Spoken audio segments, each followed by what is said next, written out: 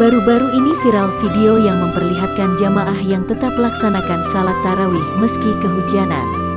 Momen tersebut dibagikan akun media sosial Instagram @dunia_kaum_hawa, Minggu tanggal 3 April tahun 2022.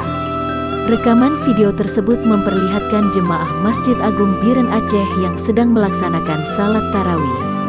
Penampakan salat tarawih malam pertama oleh jemaah Masjid Agung Biren terlihat tidak biasa. Pasalnya jemaah wanita yang berada di saf paling belakang tetap melaksanakan salat tarawih meskipun kehujanan. Jemaah wanita ini terlihat tetap khusyuk mengikuti imam yang memimpin salat tarawih di tengah derasnya hujan.